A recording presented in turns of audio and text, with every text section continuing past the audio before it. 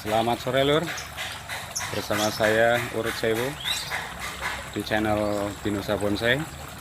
Kali ini saya bersama dengan Master Angsar Utomo. Saya ingin menanyakan step by step dari cara perawatan sisir yang hasil dongkel.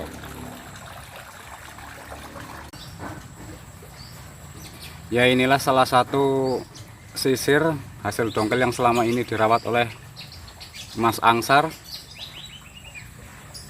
Mari kita temui orangnya.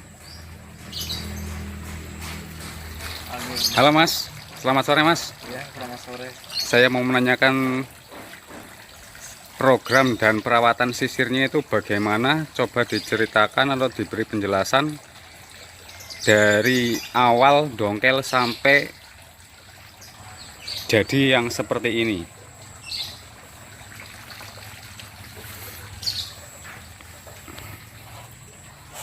Ini bonsai sisir kurang lebih sekitar 3 tahunan lah. Itu dalam proses ground ya Mas ya? Iya, dalam proses ground.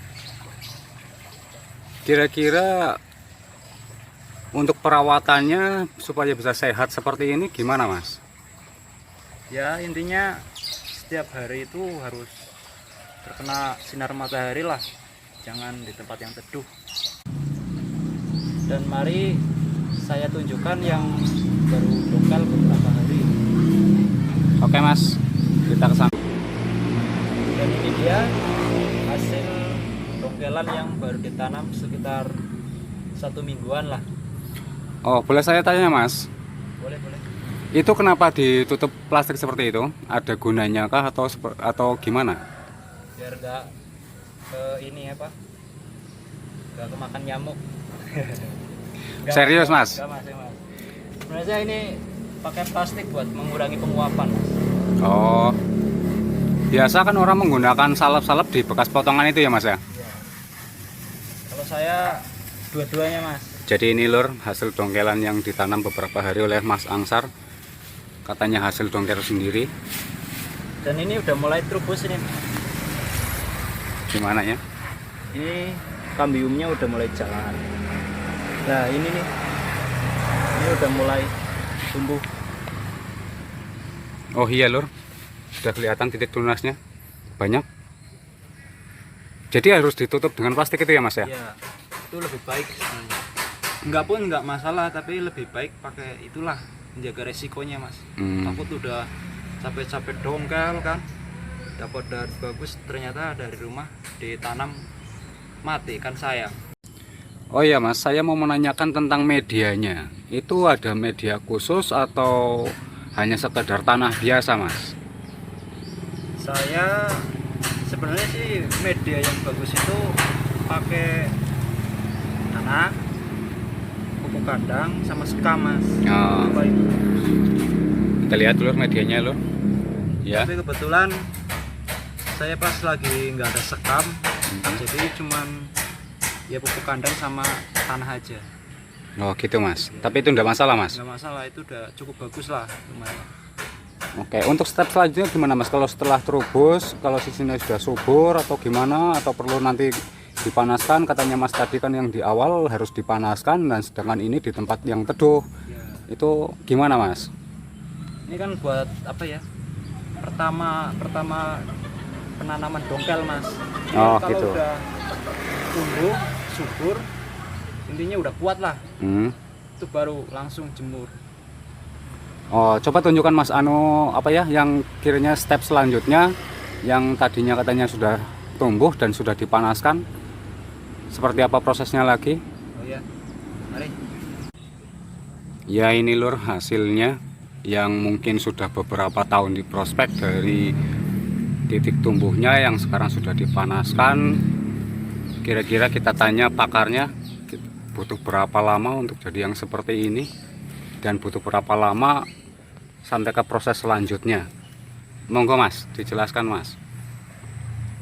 Sebenarnya hasil dongkelan sudah lama Mas. Berapa tahun kira-kira Mas? Sekitar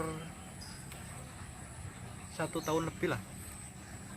Nah, untuk memindahkannya itu ke tempat yang panas kira-kira butuh berapa lama dari hasil sungkup dan hasil yang diteduhkan tadi? Kalau dari hasil itu kalau yang sekitar 10 atau 20 sentian lah, itu udah mampu sebenarnya, Mas. Dipanaskan itu, Mas. Ya, dari proses ini masih ada step selanjutnya ya, Mas ya? Ya, masih ada, Ada Mas. contoh barangnya nggak kira-kira? Ada. Mari saya tunjukkan.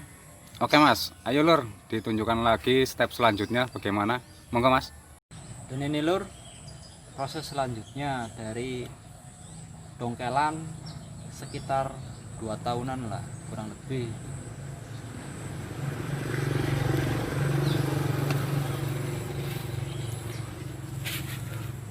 Saya mau tanya, Mas.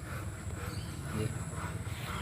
Ini keringannya di sini ada yang hidup, di sini ada yang kering. Ini sengaja dibuat atau memang mati dengan sendirinya, Mas? Kalau ini sengaja saya dibuat, Mas. Dibuat ya. Iya. Caranya gimana, Mas? Ya tinggal potong aja yang hidup. Jalur hidupnya itu terubusannya itu potong aja. Jangan dihidupin. Khusus ya intinya titik mana yang kita, titik jalur tumbuh yang mana yang kita inginkan, yang itu yang dipertahankan, yang lainnya buang. Jadi kita nggak perlu langsung kita sendiri yang membuang kulitnya, Mas? Sewaktu masih basah itu kulitnya seperti itu masih hidup, kita nggak buang Mas. sendiri. Nanti ini kan udah ada seratnya, Mas. Jadi ini seratnya kan ngikut. Ya, Tur. Nah, itu biasanya keluhan para pecinta bonsai sisir itu kan gampang mati di jalur hidupnya, Mas. Di kulitnya gampang mengering, gampang kena hama. Lah itu untuk perawatannya gimana, Mas? Coba dijelaskan, Mas. Sebenarnya sih gampang itu, Mas. Jadi yang penting yang pertama itu harus terkena sinar matahari itu secara langsung terus. Itu yang pertama. Yang kedua, ini kan ada jalur apa? Ada kulit-kulit yang mati ini, Mas. Kayak gini nih. Ini harus dibuang ini, Mas. Itu harus ya, Mas ya? Iya. Kalau udah dibuangin semuanya itu ya insya Allah aman lah dari namanya hama itu.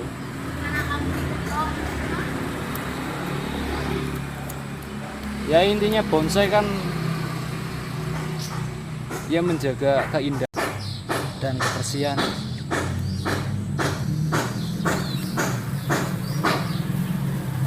Ini contohnya, Mas.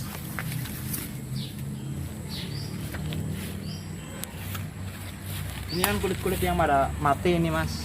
Nah ini nih kayak gini nih. Kulit kering ya, Mas ya? Iya, kulit kering. Ini harus dibersihin, kalau dibersihin itu aman.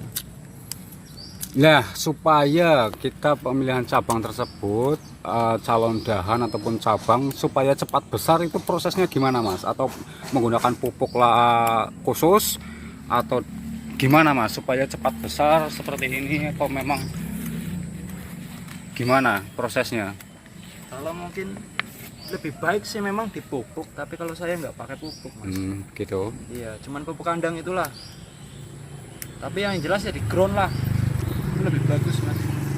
Lur, maksudnya di ground itu kan dibiarkan bebas di tanah.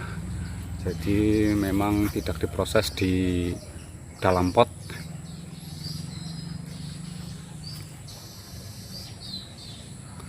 Oke, Mas.